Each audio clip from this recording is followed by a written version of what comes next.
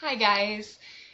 Well, welcome to our virtual class. I'm going to be going over some revision tips for you as you begin to think about how you're going to make changes to the literacy narrative that you've completed. So the first one is for every example you've given, you want to be thinking about your classmates and myself as your audience and how you can be drawing us into your memory so that we're experiencing the emotions that you experienced in that moment. So for whatever example you have chosen, for each one, I want you to use language that is vivid and rich in detail. Set the scene for us and help us enter into your emotional experience of that event, because obviously it has stuck with you for a reason. So it has a powerful emotional resonance for you. And a lot of times in the first draft, we do a lot of just telling an event and not really getting to the place where you're showing the audience through your descriptive language, the imagery that you use of why this event mattered to you and why it's resonated with you for so long, how it became part of your own journey of your habits and your skills and your motivations developing as a reader and a writer. So bring us deeply into the scene so we're right there with you. That's the first tip. And then the second one is, as you conclude each one of these episodes, you need to be thinking about how you'll answer the questions of how and why did this matter.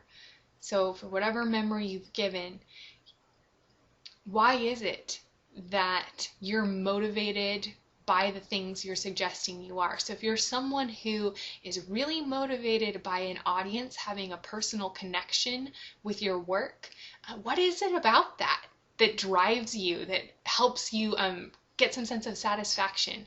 Or maybe you're someone who really, the thing you love the most is getting the grade, getting the accomplishment of just having something finished and done. And the process isn't something that you enjoy so much, but the finished work is where you get your satisfaction. Well, okay, that's great. Tell us, why is it that that's something that motivates you? Why do you think that you get most of your satisfaction from the sense of completion? Or alternatively, maybe you're someone who isn't as motivated by the end result, but that you love the process of intellectual exploration and just the journey of exploring your ideas in writing, or maybe personally getting your thoughts and feelings out on the page is the part that you love the most. Why is that? What is it about it that motivates you so much? What kind of inner sense of satisfaction do you get? And explain that in as much detail as you can. And I'm really aware that that is hard to do, to think about not just what motivates us, but naming to yourself what it is about that that you think connects so much with who you are as a person. Why is that something that you care about? But that's really the goal of this essay, is naming for yourself what it is that you care about and why. Because ultimately the goal is, once you're self-aware of the things that you most need in order to have a fulfilling experience with an assignment, then you can begin to provide them for yourself. Because as you know, you'll be receiving all kinds of prompts in college, and some of them may connect more with your interests than others. And it's really your task and your challenge as a student to figure out how to bring the things that matter to you into your work so that it becomes more meaningful and isn't just you completing things because you have to or meeting someone else's expectations. But how can you achieve your own goals? What are your own goals for your reading and your writing? That's tip number 3, is figuring out what ultimately are the things that matter the most to you, and how do you want to achieve them in your reading and your writing. So naming for yourself what your intellectual goals are, or possibly your more personal and emotional experience with reading and writing, if you do it as a practice in a journal or some kind of personal creative work. What is it that you hope your reading and writing will continue to grow into throughout your life.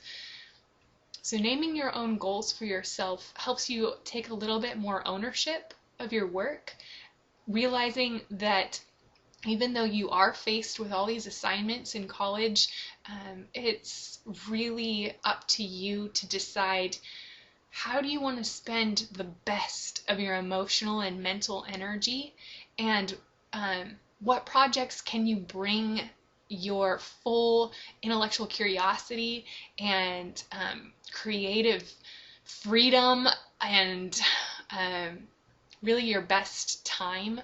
Where do you want to plant those? Where do you want to invest those? And how can you make assignments that are dull or that don't appeal to you on the surface more meaningful, so that the work you do isn't just fulfilling a task, but actually matters to you for whatever purposes that you have for your own life and your own work. So to recapsulate, be vivid in your descriptions, bring us in, and explain always how and why these memories mattered and these motivations bring you satisfaction. And then the third is, what are your own personal goals for your reading and your writing? And how do you see those playing out during your time here at APU? How will you implement those in situations where you have less control over your assignments? All right, I will see you guys on Monday. I hope you have a great weekend. Talk to you later.